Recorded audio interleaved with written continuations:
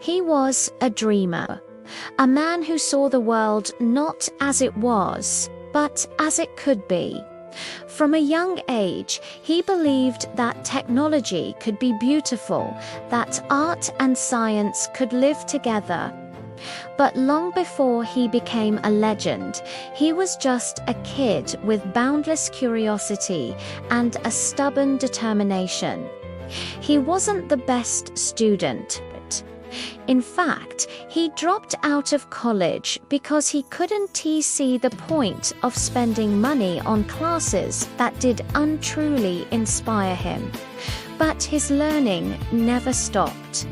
He slept on the floors of friends' dorm rooms, returned soda bottles just to buy food, and walked miles every single week just to get one decent free meal at a local temple. And yet, he would later call those days some of the most creative and liberating moments of his life.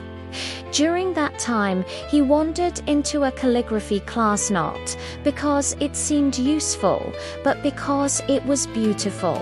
He fell in love with typography, with the art of spacing, and the elegance of design. At the time, these skills seemed completely irrelevant to his future.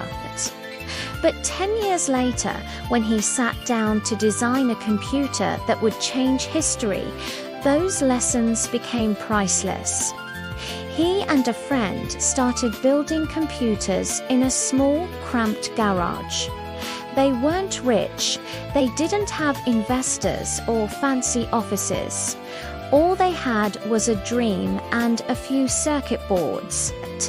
They called their creation a personal computer, a machine so simple and elegant that anyone, not just an expert, could use it. Their first products started selling, and soon that small garage turned into a booming company. In just a few years, it became one of the fastest growing companies in history. He was only in his 20s, but he was already worth millions. Yet, he wasn't driven by money, he was driven by a relentless passion. He once famously said, "We're here to put a dent in the universe." And that is exactly what he tried to do. But success often comes with a price. As the company grew, he became more and more demanding, obsessive, even difficult to work with.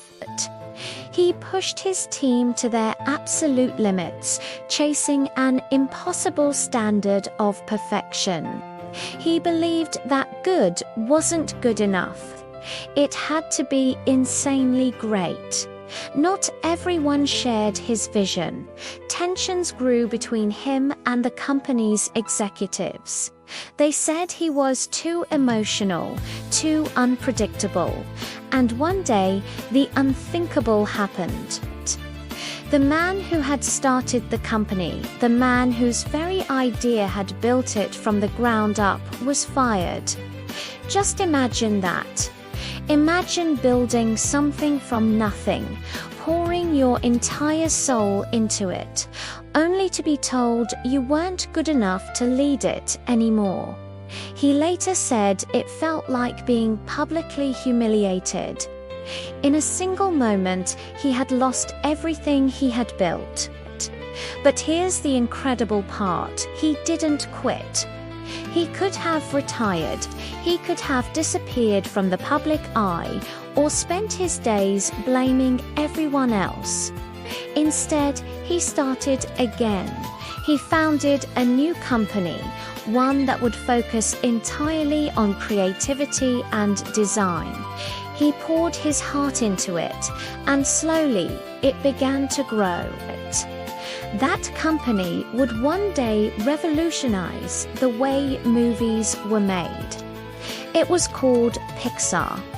Through Pixar, he brought 2 life stories that made people laugh, cry, and dream, from talking toys and adventurous fish to little robots who fell in love.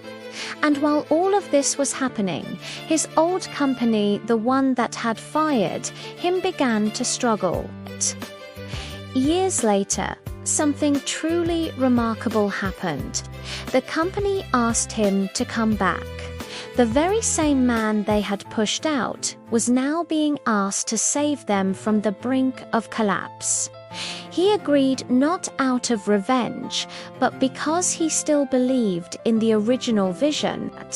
And when he returned, everything changed. He simplified, he innovated. He brought back the focus, the creativity, and the heart that had been lost. Soon came a series of products that would redefine entire industries: the iMac, the iPod, the iPhone, the iPad. Each one was not just a gadget, it was an experience. It was art, disguised as technology. He taught the world that design matters, that simplicity is powerful, and that the intersection of technology and humanity is where the real magic happens. He once said, "You can't connect the dots looking forward. You can only connect them looking backward." What he meant was, you may not understand how the challenges in your life fit together right now, the failures, the heartbreaks, the confusing detours, but one day it will all make sense. Getting fired, what seemed like the end of his world, turned out to be the best thing that ever happened to him, because it freed him to enter one of the most creative periods of his entire life. His story is a powerful reminder that failure is not final. Sometimes life will hit you in the head with a brick, but don't lose faith. The people who truly succeed are not the ones who never fall, but the ones who keep getting back up again and again. In the years that followed, he became not just a businessman, but a cultural icon. His speeches inspired millions. His products changed entire industries. And his philosophy of design reshaped how we think about innovation itself. When he looked back on his life, he said that what mattered most was to follow your heart and trust your intuition.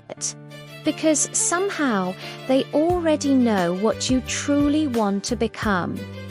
He taught us that passion is more powerful than fear, that creativity is often born from chaos, and that simplicity is the ultimate sophistication. And even though he is no longer with us, his legacy lives in every pocket, every home, every screen, and in every single person who dares to think differently. So, the next time you fail, the next time you're rejected, doubted, or feel like you've been replaced, remember him. Remember the man who was fired from his own company and came back to change the world. Because sometimes your life doesn't end when you fall, it begins when you rise again. Thank you so much for watching. If this story inspired you, please consider liking this video and subscribing to the channel for more content like this. We'll see you in the next one.